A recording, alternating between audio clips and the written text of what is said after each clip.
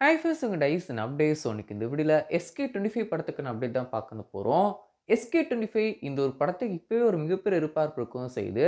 சூர்யா வச்சு நம்ம சுதா கோந்தரா மேம் பண்ண வேண்டிய அந்த ஒரு படத்தை இப்போ SK வச்சு மேம் பண்ணிட்டு வந்து வராங்க.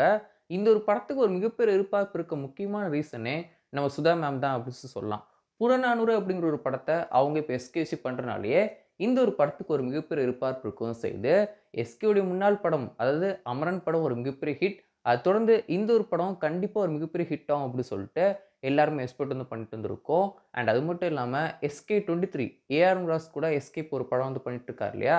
அந்த ஒரு படம் கூட இந்த வருஷம் தீபாவளி தான் ரிலீஸ் ஆக போகுது.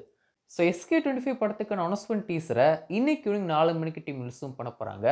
இந்த ஒரு அனௌன்ஸ்மென்ட் டீசர் ஒரு ஆக்ஷன் பேக்டா இருக்க போதா?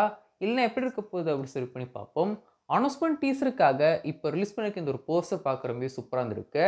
நம்ம எஸ்கே வந்து ஒரு பாட்டில்ல இந்த பெட்ரோல் குண்டுகள்லாம் சொல்லுவோம் இல்லையா? ஸோ அந்த மாரி வச்சுட்டு கையில வந்து நிக்கிறாரு. ஸோ லுக்குமே ரொம்பவே சூப்பரா இருந்திருக்கு. இந்த ஒரு படம் வந்து ஒரு பீரியட் படம் அப்படின்னு சொல்லிட்டு உங்களுக்கு தெரியும் அப்படின்னு நினைக்கிறேன். இந்த ஒரு போஸ்டர்லயே எஸ்கே உடைய அந்த ஒரு லுக் அவரோட ட்ரெஸ்ஸிங்லாம் வந்து பார்த்தீங்கன்னா, அப்படி அந்த வின்டேஜ் ஸ்டைல்ல இருக்கவும் செய்யும். ஸோ ஒரு பீரியடிக் படமா இந்த ஒரு படம் இருக்க வந்து போகுது.